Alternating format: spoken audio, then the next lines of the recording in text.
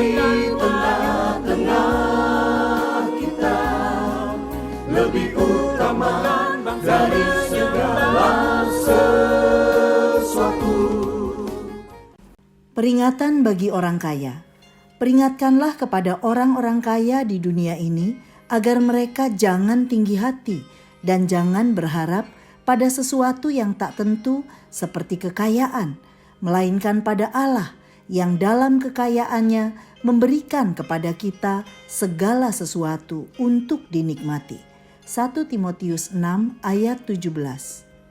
Sahabat Iktus yang dikasihi Tuhan, menjadi kaya bukanlah dosa, namun yang sering menjadi persoalan dalam hidup kita adalah bagaimana memanfaatkan kekayaan yang ada untuk kemuliaan Tuhan.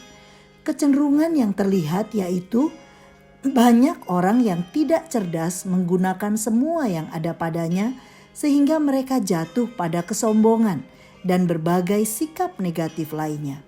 Lalu, bagaimana seharusnya sikap kita terhadap semua berkat yang Tuhan berikan kepada kita? Efesus terkenal sebagai kota yang makmur dan memiliki kekayaan melimpah. Dengan demikian, sangat mungkin jemaat di sana adalah orang-orang yang kaya. Rasul Paulus memberikan peringatan kepada mereka mengenai bagaimana seharusnya sikap mereka terhadap kekayaannya. Peringatan ini tidak berbicara agar orang kaya meninggalkan kekayaannya dan menjadi orang miskin atau hidup dalam kekurangan. Namun bagaimana ia memiliki sikap hati yang benar terhadap kekayaan yang dimilikinya. 1. Jangan tinggi hati, ayat 17a. Peringatkan supaya jangan tinggi hati. Kata peringatkan adalah sebuah perintah yang tegas yang bersifat terus-menerus, berarti bukan hanya sekali. Karena itu, Timotius harus terus-menerus membantu orang kaya supaya mereka tahu peran mereka dalam kerajaan Allah, khususnya bagaimana mereka dapat mengelola kekayaannya bagi kemuliaan Tuhan. Yang pertama adalah supaya mereka tidak menjadi sombong. Dapat diartikan mereka jangan menganggap diri terlalu penting. Ini dapat diartikan memikirkan yang tinggi atau menganggap diri tinggi dan mempunyai pikiran yang sombong.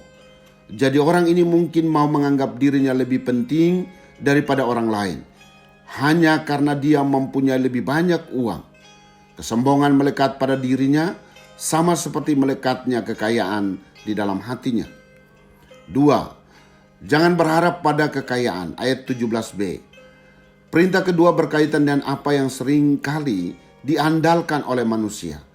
Kata ini dapat berarti menaruh pengharapan yang memberi kesan bahwa mereka berharap penuh terhadap kekayaan mereka. Selanjutnya, kata adelotes menunjukkan bahwa kekayaan tidak bisa diandalkan. Jadi uang digambarkan sebagai sesuatu yang seharusnya tidak diandalkan karena tidak pasti atau tidak tentu. Kebodohan manusia adalah karena menaruh harapan kepada sesuatu yang tidak dapat diandalkan.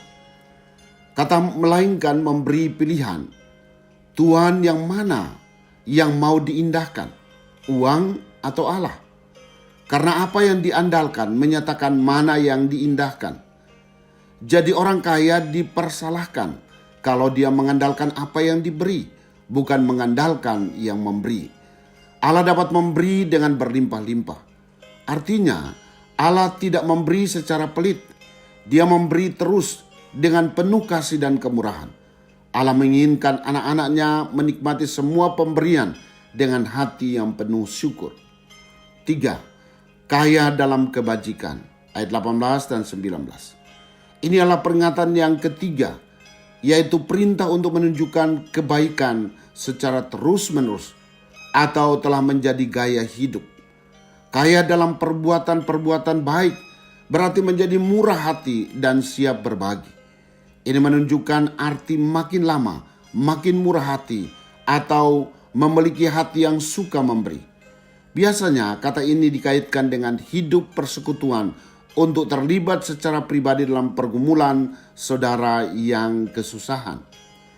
Dengan demikian, mereka mengumpulkan harta untuk diri sendiri sebagai pondasi masa depan. Di sini gambarannya adalah orang kaya yang bisa memilih apakah dia mau menabung di dunia atau melalui kemurahannya menabung di sorga. Tabungan ini bukan untuk keselamatan, karena itu tidak bisa dibeli, kecuali dengan darah Kristus. Ayat 18 dan 19. Jadi tentu berkaitan dengan upah di sorga. Secara harfiah berarti pondasi, tetapi kalau bersifat kiasan bisa berarti investasi atau modal. Tujuan dari semuanya itu adalah hidup memuliakan Tuhan.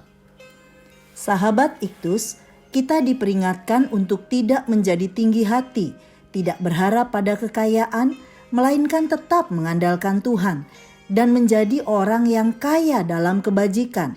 Ketiga hal ini seharusnya terus-menerus kita lakukan, bahkan menjadi gaya hidup kita sebagai orang yang telah menerima anugerah keselamatan.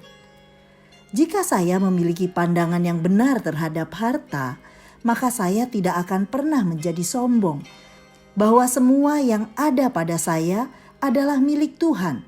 Hal ini pun menolong saya untuk semakin mengandalkan Tuhan. Inilah bukti kedewasaan rohani saya, yaitu mata saya melekat kepada pemberi berkat dan bukan kepada berkat itu. Dan hal ini akan nampak pada kesukaan saya untuk memberi bagi perluasan kerajaan Allah. Sahabat Iktus yang dikasihi Tuhan, apa yang seharusnya menjadi dasar pemikiran saya terhadap setiap kekayaan yang saya miliki agar saya tidak menjadi sombong? Mana yang lebih saya andalkan? Apakah kekayaan atau Sang Pemberi kekayaan? Sudahkah saya memiliki gaya hidup memberi dengan kemurahan hati? Apakah memberi menjadi kesukaan saya? Tuhan Yesus, berikan kepada saya kerendahan hati untuk setiap kekayaan yang ada pada saya, karena sesungguhnya semua adalah milik-Mu. Tolong saya agar tetap mengandalkan Engkau dan bukan pada kekayaan yang bersifat fana. Saya mau berinvestasi untuk sesuatu yang bernilai kekal dengan menggunakan uang atau harta saya bagi pekabaran Injil-Mu di muka bumi ini. Berikan kepada saya kepekaan untuk memberi dengan kemurahan hati sebagai pelayanan saya kepadamu. Amin. Dapatkan yang bisa Anda dapatkan. Simpanlah semua yang dapat Anda simpan. Berikan semua yang dapat Anda berikan.